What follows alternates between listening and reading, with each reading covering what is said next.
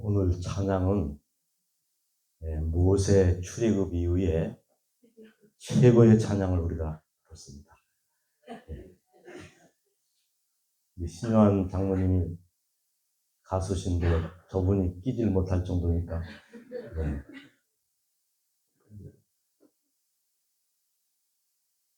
우리 홍영환 장로님은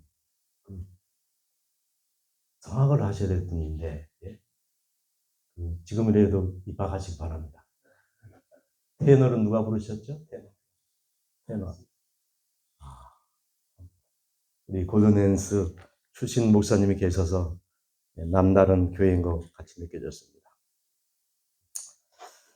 먼저 제가 하나님의 말씀을 받들어 읽겠습니다. 또 우리에게 이르시되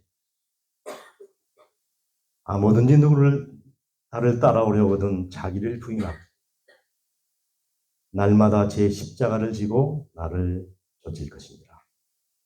날마다 제 십자가를 지고 나를 쫓을 것이니라. 아멘. 미국의 맥콰이어라고 하는 한 유명한 목사님이 유럽을 여행하시는 중에 한 미술관을 관람하게 되셨답니다.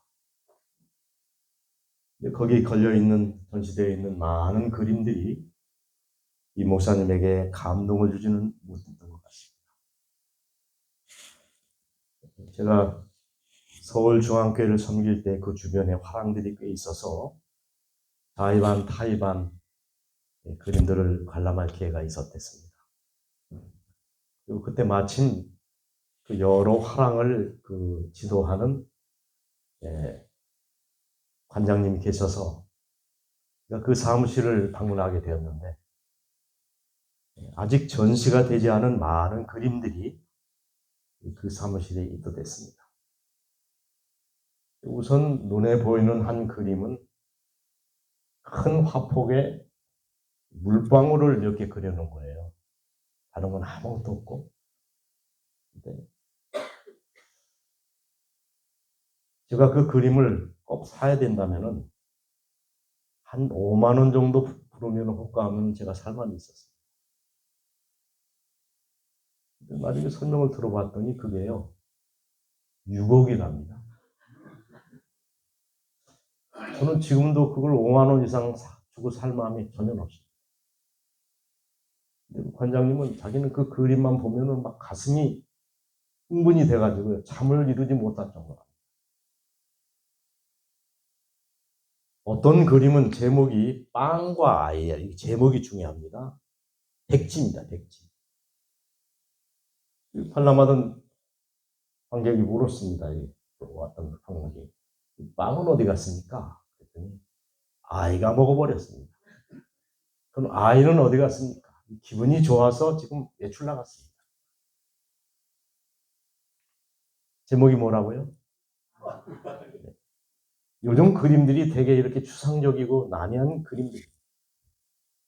그래서 이 목사님도 기대를 많이 했다가 오히려 깊은 실망감을 가지고 미술관을 나서려고 하는데 그를 안내하던 한 분이 목사님 이왕에 한번 들어가 보시죠. 그랬습니다. 그 자그마한 방에는 단 하나의 그림이 걸려 있었는데 이제 막 십자가에서 운명하신 예수님의 시신을 아리마대 요셉과 니고데모와 요한이 사력을 다하여 내리오는 장면을 묘사하는 그림이었습니다. 거기 사다리가 놓이고 여러분 사다리는 두세 사람이 올라갈 수는 없고 딱 한 사람만 올라갈 수 있지 않습니까? 한 제자가 올라가서 그 예수님의 시신을 수습하는데 예수님의 양손과 발에 박힌 못이 무슨 두부에 박힌 못처럼 쑥 빠집니까? 잘 빠지지 않았습니다. 굵고 녹슨 것이 예수님의 손과 발을 좀 못 받고 있는데 그 못을 여러분 함부로 뺄 수 있습니까? 어떻게 뺐을까요?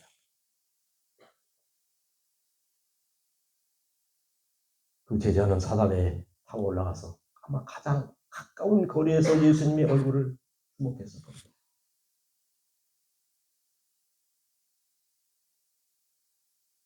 그분의 머리는 가식묘주관에 의하여 갈각이 찢겨져 있었죠. 그분의 고운 얼굴은 독도들에 의하여 핥긴 흔적이 그냥 있었어요. 빨갛게 진 예수님의 창이 어디를 찔러서 관통시켰는지를 너무나 선명하게 보여주고 있었어요. 아버지, 정말 이런 일이 가능하단 말입니까? 나 같은 이 절망적인 죄인을 위하여 하나님의 아들이 이런 처참한 죽음을 당하셨다니 이해할 수 없습니다. 이 목사님은 과거 여러 번 십자가를 설교하고 가르치고 강론해 왔습니다마는 이 한 번의 짧은 경험을 통하여 그의 일생이, 그의 사역이 온통 뒤바뀌는 놀라운 경험을 하게 되었습니다. 여러분, 우리가 이렇게 오랫동안 신앙을 했습니다. 도대체 언제부터 우리의 신앙이 이렇게 부도가 났습니까? 우리는 언제까지 이렇게 감기 없는 신앙에 시달려야 합니까?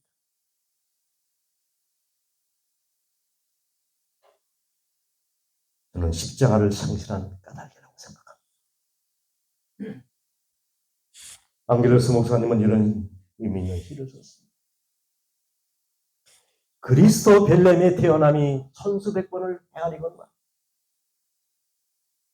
그리스도 내 마음 안에서 다시 태어나지 아니하면 내 영혼은 버림받은 채로다.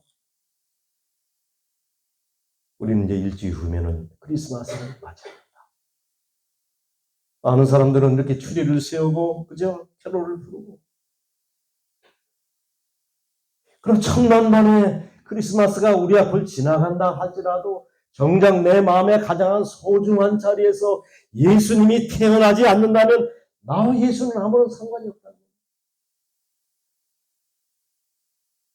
골고다 언덕의 십자가 내 마음에 세워지지 않는다면 내 영혼은 영원히 잃어버린 존재입니다. 아무리 예수님이 십자가에 달리는 일을 거듭하고 천번 만번 돌아가신다 할지라도 그 십자가가 내 마음의 가장 소중한 자리에서 세워지고 이해되지 않는 한 나와 예수님은 아무런 상관이 없습니다.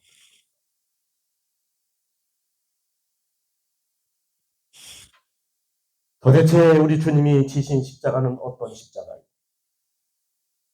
내가 져야 하는 십자가는 어떤 십자가입니까? 오늘 우리 아침 예수님이 지신 십자가 가장 가까운 곳까지 다가서서 아직도 나를 위하여 헐떡거리시는 주님의 심장의 고동 소리를 듣게 되기를 간절히 바랍니다.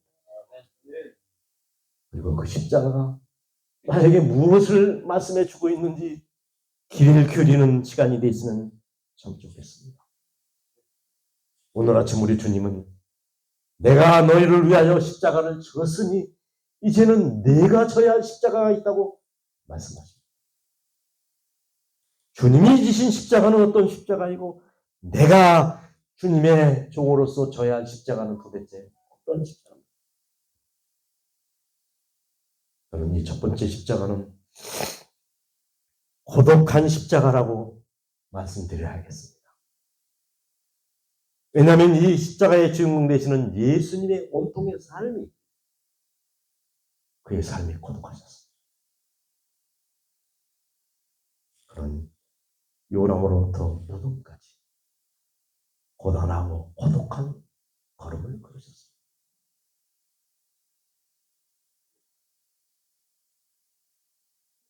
예수의 어머니 마리아는 이미 4남 2녀를 둔 호레비에게 시집을 갔습니다. 그러면 이 요셉이라고 하는 호레비가 재산이라도 많았습니까? 시대의 수망 71페이지. 예수의 부모는 너무나 가난합니다. 매일매일 얻은 수입으로 그날 살아갑니다. 오늘 목공소에 일감이 들어오지 않으면 그날 저녁은 굶어야 했습니다.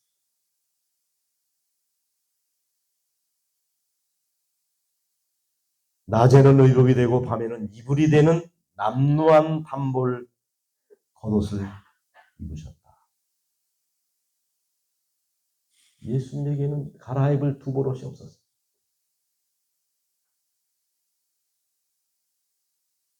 예수님의 삶을 제가 몇 마디로 요약하면 예수님은 지갑이 없으셨습니다. 뭐가 없었다고요? 지갑이 없으셨어요.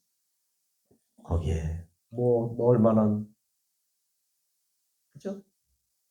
신분증도 없었고 여분에 뭐 동전 한 푼이 없어요. 예수님은 졸업장이 없었어요. 뭐가 없었다고요?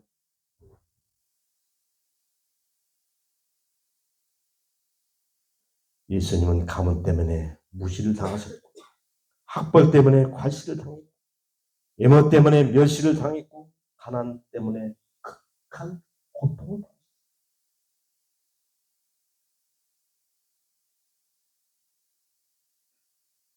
저는 장례식을 가서 자주 설교를 하는데 저는 그렇습니다. 예수님은 몇 살 살다 가셨어요?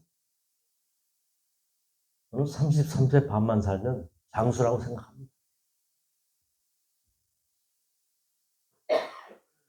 예수님은 뭐라고 그렇게 했냐면은 먹을 것과 입을 것을 인하여 뭐 하지 말라고요? 그런 건 이방인들이 구하는 것이다. 그렇게 말씀하셨어요.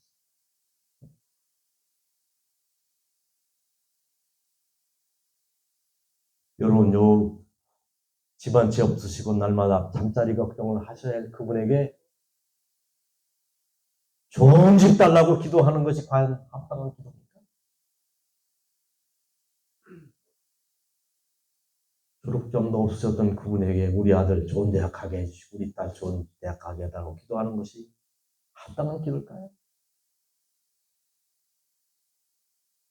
지갑도 없으셨던 그분에게 부자 되게 해달라고 기도하는 것이 얼마나, 그죠? 수준 낮은 기도입니다.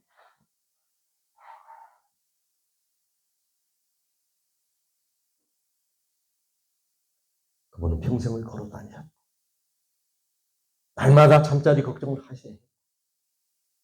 돌아가실 때 그저 낙이 한번 타본 것이 고작이었어요.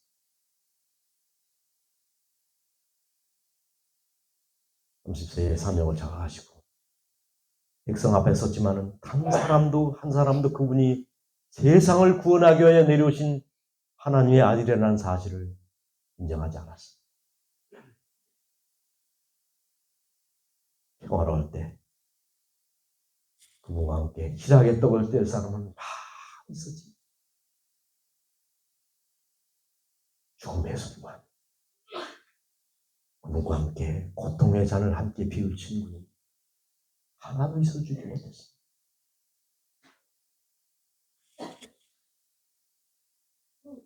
왜 십자가가 고독한가? 이 두 말씀에 우리가 걸어야 될 운명의 길이 이미 정해져 있음을 알게 됩니다.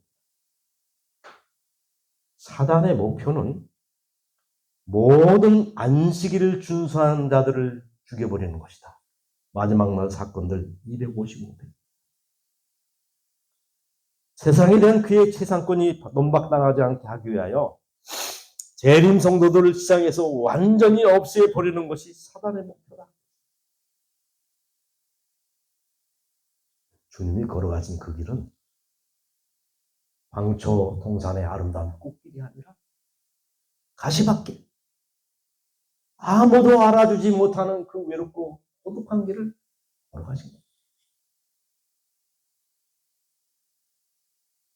오늘 아침 저는 우리의 삶이 어떠하든지 오직 주님이 가신 그 피 묻은 십자가의 길을 나도 가겠다는 거룩한 결심으로 충만한 심령이 되기를 간절히 바랍니다. 두 번째 우리가 져야 하는 십자가는 용서의 십자가입니다. 제가 연전에 지금은 고인이 되셨네요. 우리 심태순 목사님과 해외여행을 좀 약간 다닌 적이 있습니다. 그 어른이 저녁마다 그 행정자로서 겪었던 경험들을 몇 가지 말씀을 해주시곤 했습니다. 우리 교회가 몇 주년 기념 행사를 계획하는 중에 한국연합회에서는 그 만델라 대통령을 특별히 초청할 계획을 가지셨던 것 같아요. 그 얘기를 그때 처음 들었습니다. 근데 이 만델라 대통령을 초청한 이유가 뭐냐면 그 만델라 대통령의 모든 자녀들이 다 미국에 있는 우리 삼육대학을 중고등학교를 졸업했습니다. 그 어머니가 아주 신실한 재림교회 신도셨어요. 집사님이었습니다. 근데 이 반체제 인사라는 한 가지 이유 때문에 우리 정부에서 거절했다고 해요.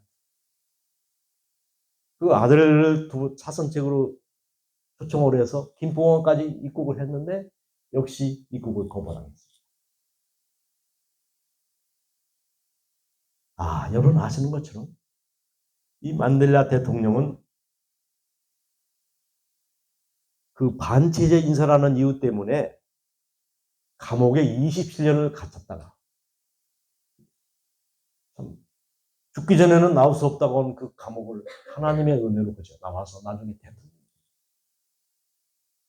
아시는 것처럼 이 남아공이라는 나라는 한국보다 수십 배 큰 최고의 그 아프리카에서는 넓은 나라인데 80% 90% 가까운 흑인들을 제껴놓고 8%밖에 되지 않은 백인들이 좋은 당 다 찾아하고 의료 혜택도 주지 아니하고 투표권도 주지 아니하고 백인들이 앉는 의자에 흑인들이 앉았다가는 지킬 수 있다는 거.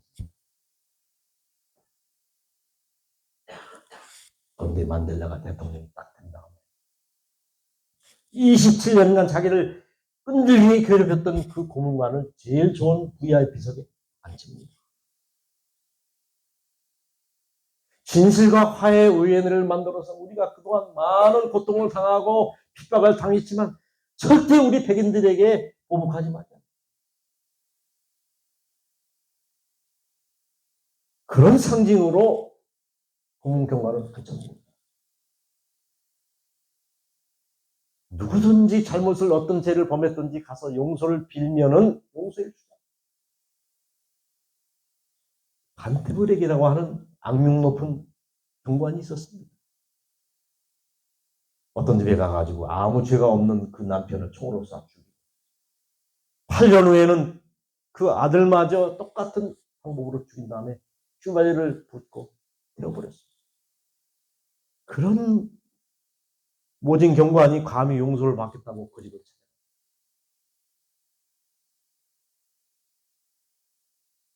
그 어머니가 동네 사람들이 다 모여있는 그 자리에서 여러분 나는 예수 그리스도를 개인의 구조로 영접한 하나님의 딸로서 이 형제가 우리 가정의 행복을 깨뜨리고 남편과 아들을 죽인 사람이지만 내 마음에는 아직 하나님을 믿음을 통하여 이 형제를 사랑하는 사랑이 남아있습니다. 내가 이 형제를 용서하고 사랑했다는 표로서 여러분 앞에서 제가 한번 안아주고 싶습니다. 동네 사람들이 그 환경을 목격한 감동이 돼가지고요.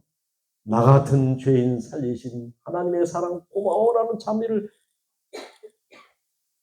부르기 시작합니다.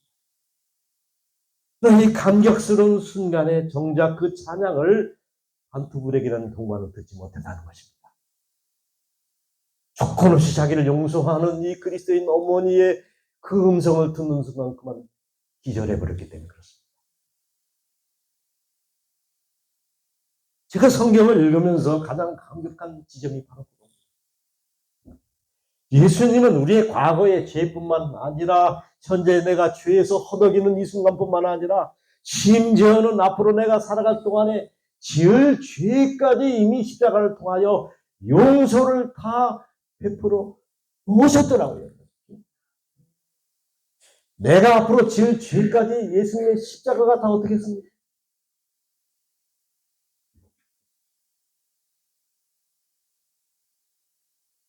대부분 시절에 어떤 아이가요, 아침을 굶고 학교를 갔는데 주간거를 먹고 얻어먹고 집으로 돌아올 때도 너무나 배가 고파서요, 부잣집 댁에 있는 감나무에 돌을 던졌는데 그만 감이 떨어지지 않냐고 장독을 깨버렸어요. 그 할아버지는 배고픔을 아는 어진 할아버지였어요. 감이 한꺼번에 익으니까 이 아이 배고픈 아이들을 주려고 한 광주리 감을 홍시를 준비했다가 기다리는 중에 뭐 깨지는 소리가 들렸지만 부잣집에 항아리 깨지는 게 무슨 대수입니까? 대문을 열고 이렇게 나가봤더니 한 아이가 할아버지를 보더니 어떻게 합니까? 막 도망가려고 합니다. 여러분, 할아버지는 이 아이를 용서했습니까? 안 했습니까? 했죠. 용서를 했을 뿐만 아니라 그 아이에게 먹을 것을 주려고 감을 주려고 기다리는데, 만약에 이 아이가 할아버지의 그 음성을 듣고 도망가는 한 이 할아버지가 베푼 용서가 적용이 됩니까? 안 됩니까? 안 되는 거예요. 오히려 그 집을 지나갈 때마다 막 알이 깨진 생각이 나서 죄책감에 시달렸을 것입니다.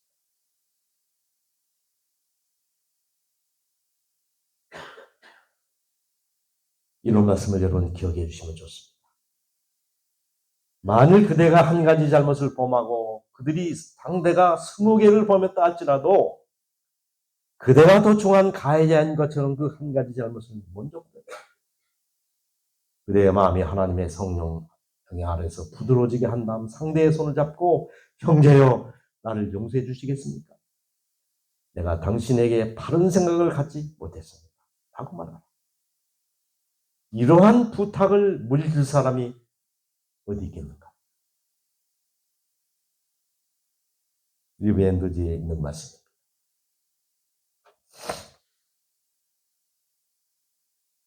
저는 누가 저를 욕하면 늘 이렇게 생각합니다.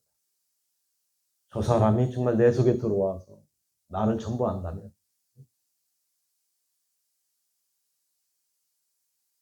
아마 나를 10배, 20배 더 크게 세게 욕할 텐데.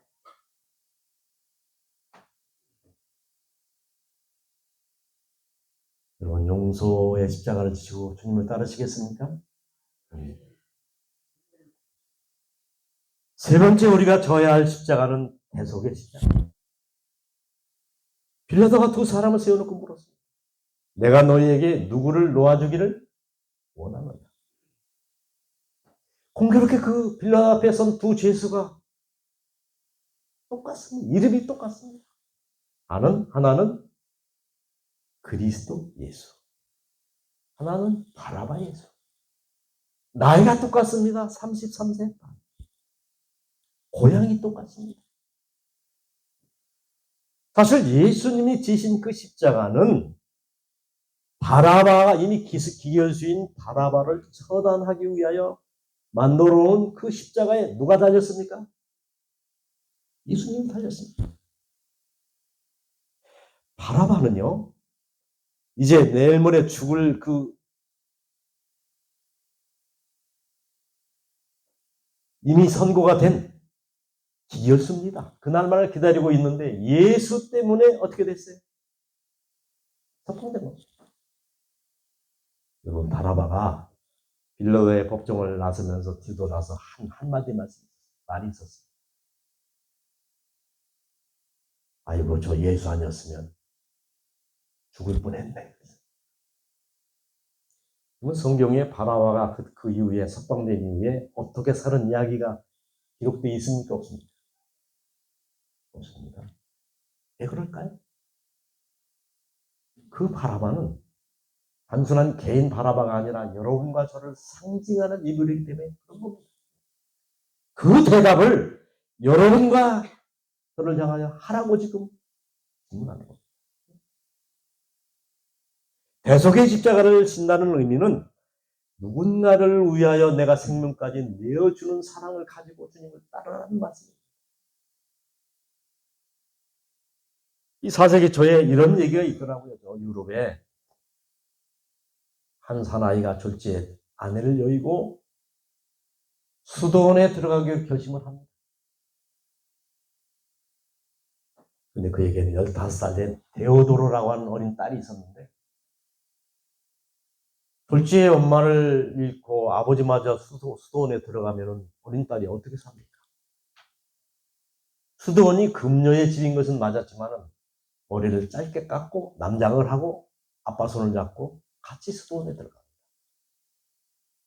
자청해서 부엌에 들어가서 여자가 할 일을 찾아서 하죠. 근데 그 수도원과 시장 사이에 여관집이 하나 있었는데 그 여관집 딸이 좀 이뻤던 거예요.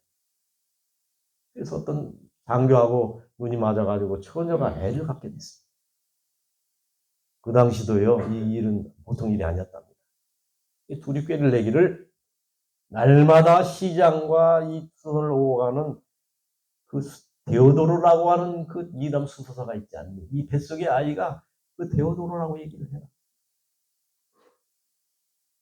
수도원이 발칵 뒤집혔습니다. 여러분, 개가 사람을 무는 것은 일반적인 일이지만 사람이 개를 물어뜯으면 어떻게 되죠? 신문날 일이죠. 수도원이 발칵 뒤집혔어요.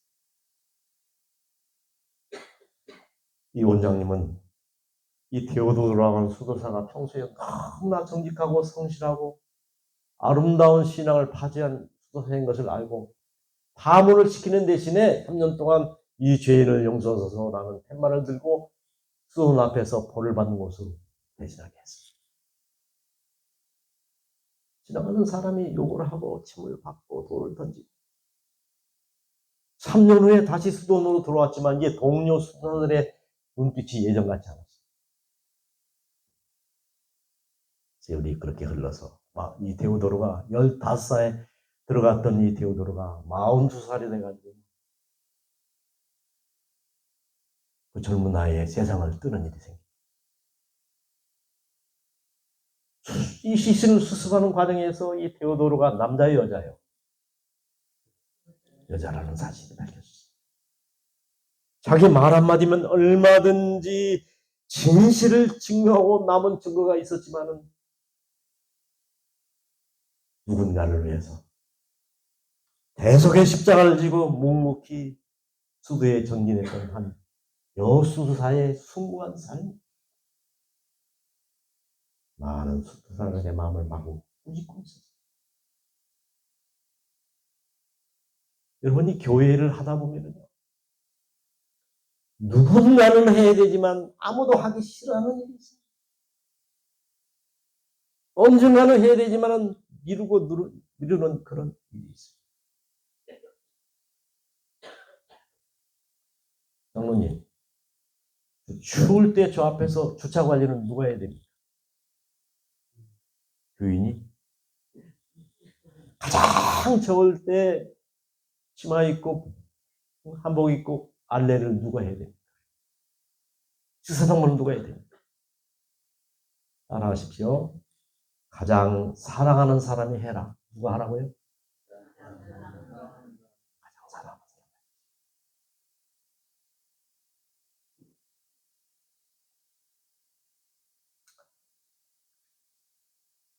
마지막으로 우리가 져야 하는 십자가는 사랑의 십자가입니다. 마태복음 21장 40절 이 두 계명이 온 율법과 선지자의 강령입니다. 로마서 13장 10절 사랑은 율법의 완성이다. 고린도전서 13장 13절 그 중에 제일은 뭐라고요? 갈라디아 5장 14절 온 율법은 내 이웃을 사랑하기를 내 몸과 같이 하라 하신 말씀에 다 이루어지다.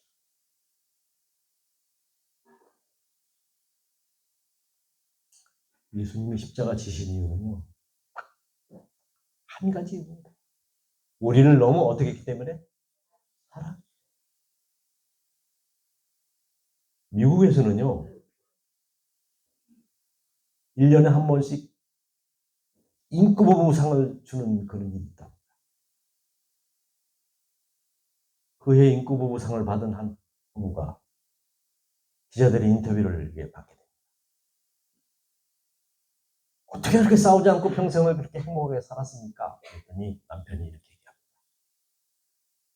제가 이 아내를 만나서 신혼여행을 가게 되었죠. 근데 아내가 자기가 평소에 키워오던 앙증맞은 이 고양이 한 마리를 안고 왔는데 뭐 털이 하얀 데다가 파란 눈을 가진 기가 막히게 예쁜 고양이였죠. 근데 이 고양이가 이 신부의 손등을요 살짝 핥혔습니다. 아무리 살짝 핥혀도 고양이 발톱에 핥히니까 아파요, 안 아파요? 아픈데 이 아내가 낯빛 하나 붉히지 않고요. 야옹아 조심해 하나. 두 마리 떨어지가 무섭게 두 번째 이 고양이가요 또 핥히더랍니다. 피가 났습니다. 그랬더니 교양인 미소를 살짝 지으면서 야옹아 조심 둘 그랬습니다. 정말 이 고양이가 뭘 잘못 먹으면 아닙니다. 손등을 한번 싹 핥히니까 갑자기 가슴팍에서 곤충이 하나 나오더니 고양이를 향하여 땅 쐈습니다. 고양이 죽었을까 안 죽었을까? 죽었습니다. 신혼여행을 끝나고 어떻게 남편이 아내 마음을 꼭 드는 말 합니까? 어느 날 안으로 좀 했더니 아내가 생뜻 쓰면서 여보 하나 그랬습니다. 여보 둘 한 번도 안 싸웠대. 이 부부는 정말 인구부부상을 받을 만합니까? 여러분 사람은 속일 수 있습니다. 하나님은 절대 못 속입니다. 제가 목회자로서 늘 고뇌하고 제가 마음으로 생각하는 한 부분이 있습니다.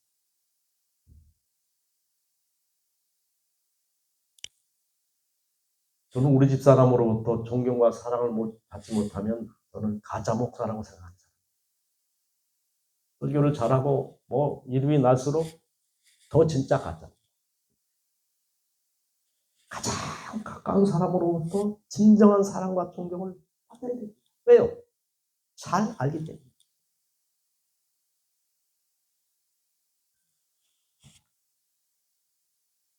저는 이 글을 읽을 때마다 제 가슴이 뜨거워집니다.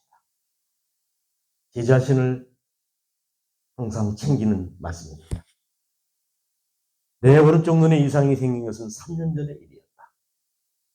처음엔 가벼운 염증이라고 여기고 대단하지 않게 생각했으나 진짜 결과 그것은 절망적인 병이었다. 왜냐하면 이미 왼쪽 눈 지독한 원시가 되어 있었기 때문이다. 그로부터 1년이 지난 뒤 나는 각막 이식 수술을 받으면 시력을 되찾을 수 있다는 반가운 소식을 들었다. 아내에게 그 말을 했더니 얼굴이 환해지면서 아무 말 없이 예금 통장 하나를 내밀었다. 모자라면 또 마련해 보겠어요. 아내는 친짓 웃어 보였는데 그것은 나를 안심시키기 위해서였다. 내 이름은 즉시 수술 희망자 명부에 올랐다. 그리고 채 한 달이 못 되어 병원으로부터 전화가 걸려왔다. 교통사고로 죽은 운전사가 있는데 자기 몸을 다 팔아서 쓰라고 아내에게 유언을 했답니다. 어떻게 수술 받으시겠습니까? 나는 즉시 병원에 입원을 했다. 각막 이식 수술이 끝나고 회복실로 들려갈 때 딸아이가 내 곁으로 와서 속삭였다. 아빠, 수술이 잘 됐대요.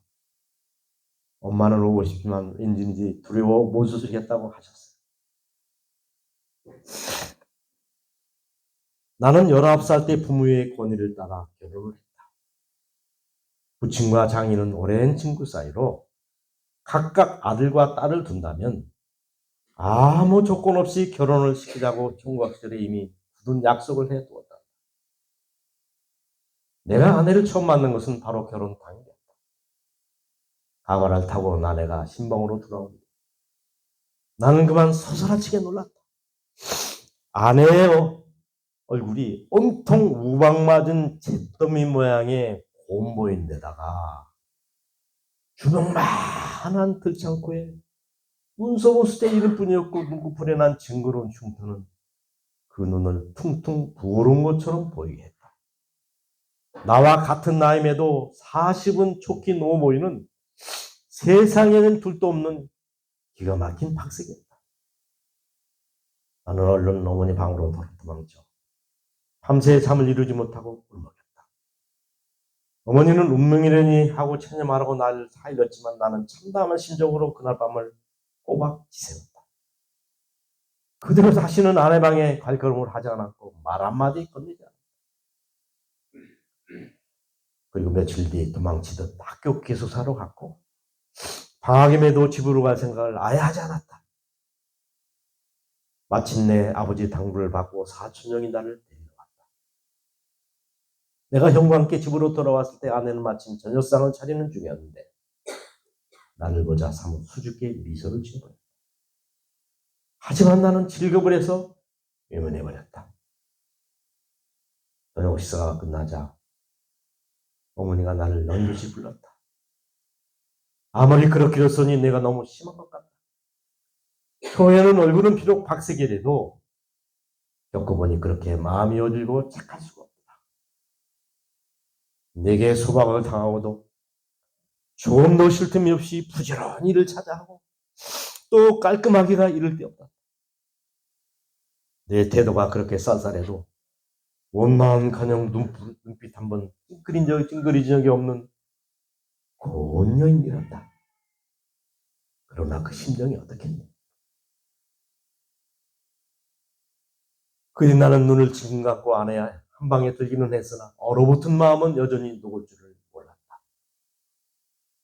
아내는 언제나 내 앞에서는 고개를 숙였고 어쩌다 한마디 할 때에는 모기소리 같은 음성이었다.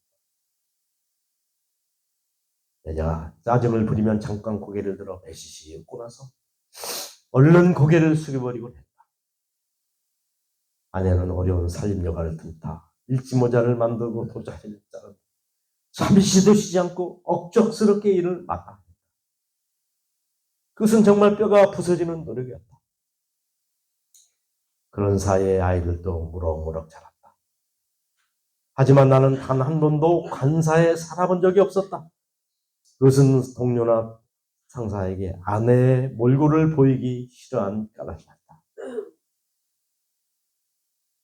수술 뒤 2주일이 지나 실밥을 뽑게 되었다.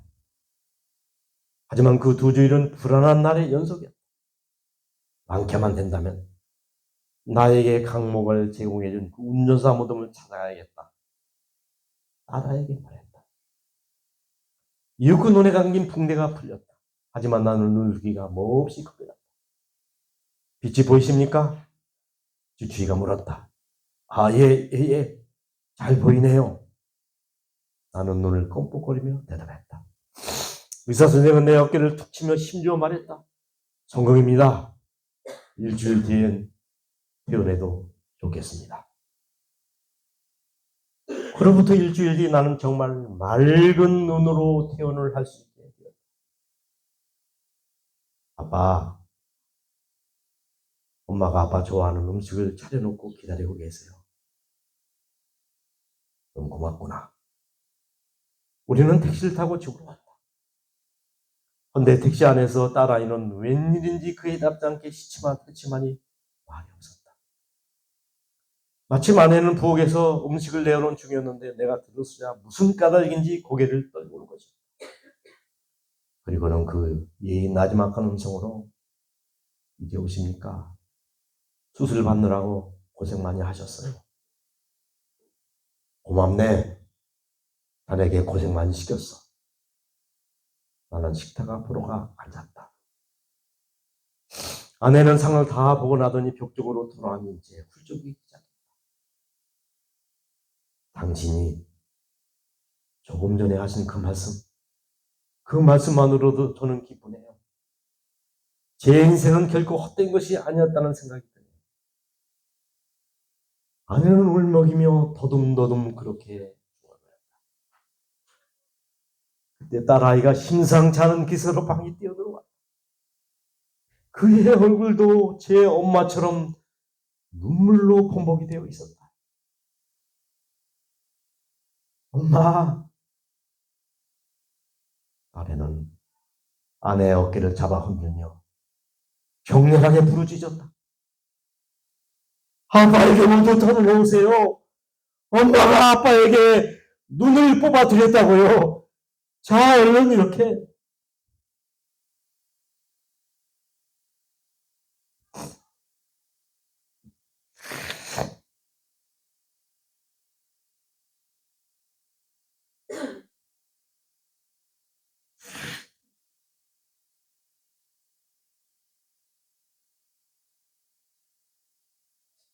야, 내 목소리가 너무 묻구나.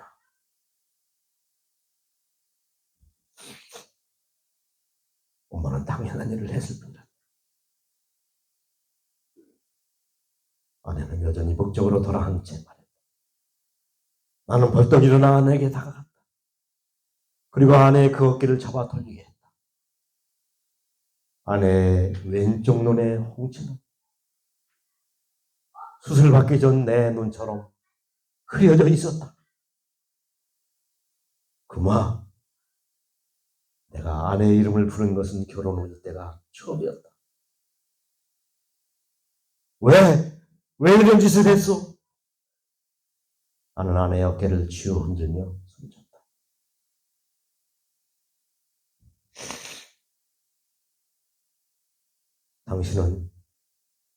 당신은 제 소중한 남편인 거예요. 아내는 그렇게 말하고 내 가슴에 얼굴을 묻었다. 나는 더는 몸을 지탱하지 못하고 벌써 마룻바닥에 무너내리듯 주저앉고 말았다.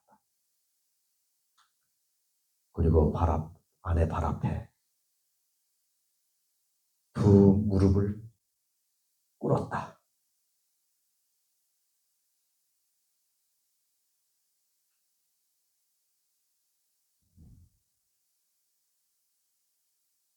사랑하는 성도,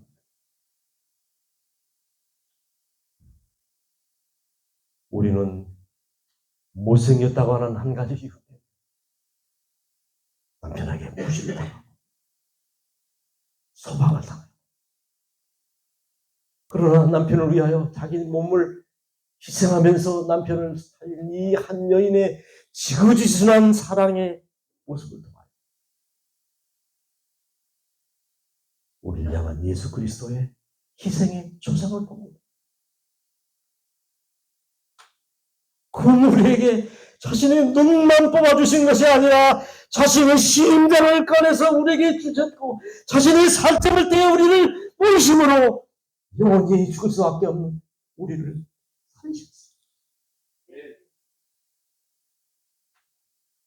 그분이 가지신 것 중에서 우리에게 주지 않은 것이 무엇이 있으며, 그가 할 수 있는 것 중에서 하지 않은 일이 도대체 무엇이 있습니까? 다 주시고 다 하셨습니다. 그분이 아침 우리를 향하여 너희가 정말 나를 사랑하면 사랑의 십자가를 지고 교회를 섬기고 형제를 섬기고 남편을 섬기고 세상을 섬기라고 말씀하십니다. 로도포도 목사님은 이런 시를 썼습니다. 우리가 져야 하는 십자가는 무거우나 감미로운 것이다. 새에게는 그 날개가 짐이 되나 그것 때문에 날아가고, 배에게서는 돛과 같이 무겁지만은 그것 때문에 항해를 하는 거죠. 신자에게는 십자가가 짐이 되지만은 그것 때문에 우리는 천국을 향하여 갈 수 있는 것이다. 여러분, 한 사람 한 사람은 여러분만이 져야 하는 개인의 십자가가 있습니다. 어떤 할머니가요, 길을 가는데 큰 침을 하나 배낭에 메고 가시더랍니다. 그래서 동행하던 젊은이가 알고, 할머니 왜 이렇게 무거운 짐을 지고 가세요? 봤더니 그 안에 큰 돌멩이가 들어있어요. 그래서 그걸 빼서 버리려고 그랬더니 할머니가 화를 내십니다. 내가 오해를 했네. 사실은 나는 이 내 등이 이렇게 굽어서 뒤에서 이 돌멩이가 나를 잡아다니지 않으면 내가 허리를 폈어.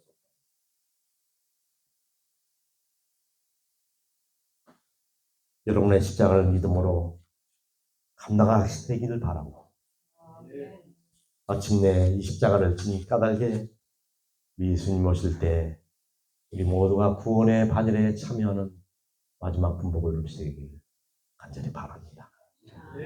이제 저는 마지막으로 한 영상을 같이 감상하시면서 말씀을 마무리하려고 합니다.